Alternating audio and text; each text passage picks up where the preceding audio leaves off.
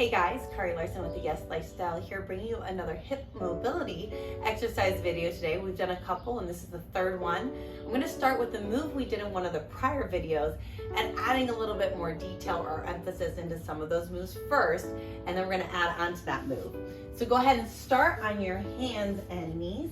Knees are wider than hips width apart, and this is our frog move. You're rocking forwards and backwards. You can be on your palms or your forearms, especially when rocking back. And you're just trying to sink back onto your heels and get that stretch. So it's kind of nice to do some dynamic ones at first and then sink back into that. From there, you can also rock back and forth. And I like to go onto my forearms, but you're rocking and emphasizing the forward rocking portion of that frog stretch, trying to bring your pelvis, your hips towards your mat and sinking into that. So you can even squeeze your knees into the floor a little bit, wear out those inner thighs that are maybe resisting that move. Try to help open up those hips as you rock forwards and backwards. Sink into that, hold that stretch, and then also sinking back and holding that stretch. So that's the first part of it. Now we're gonna add on. So for the next one, we're gonna do the same move, but emphasize more of an adductor stretch in with that frog pose. So you're gonna be on your knees, and then you're gonna send one leg straight out to the side. So again, you're rocking forwards and backwards, but you're also getting a little bit more inner thigh stretch with that hip opening movement. And just rocking forwards and backwards as far as you comfortably can.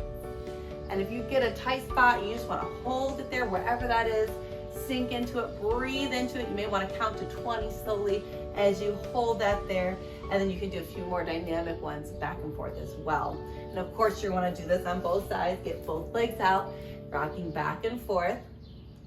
And one side may be more or less tight than the other, and that's okay. Just listen to your body.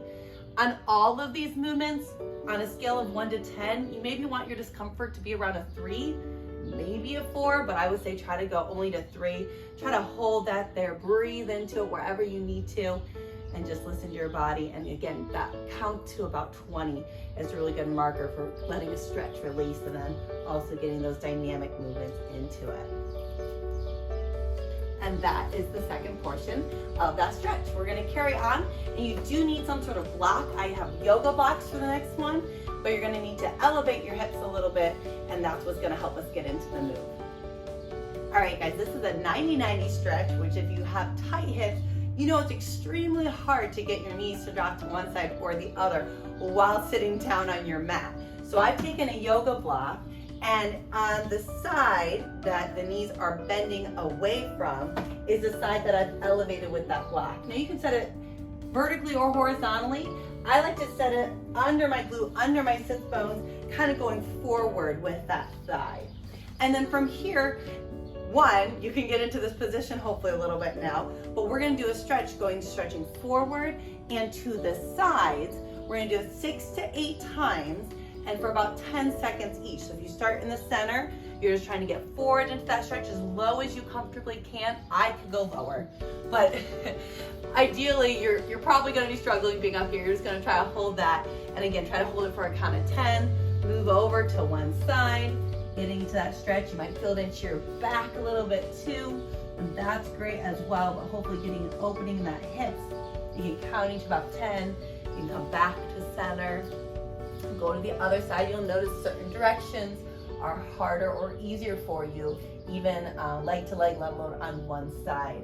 So again, holding that for about a count of 10, and you're gonna come back, and you're gonna do that about 6 times in each position. Holding that for a count of 10 before you change to the next position. Holding that for about a count of 10 before you change to the next position.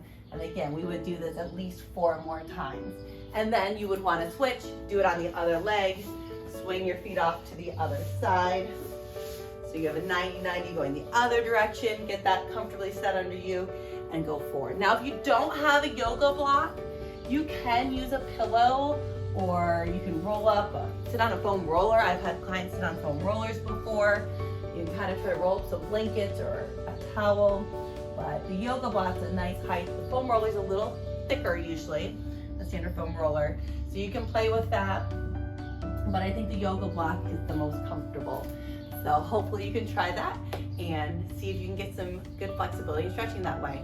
And I have one more stretch for you today. All right, so the final stretch I want to share with you today is another version of a hip circle. We've done them lying on our back in other videos, rotating those knees around using a towel to help us get us into that rotation. This time we're going to use some sort of elevated platform, a chair, a box, something like that. And all you're going to do is you're going to step your leg up onto the platform, and you're going to try to bring that knee around into a nice big circle.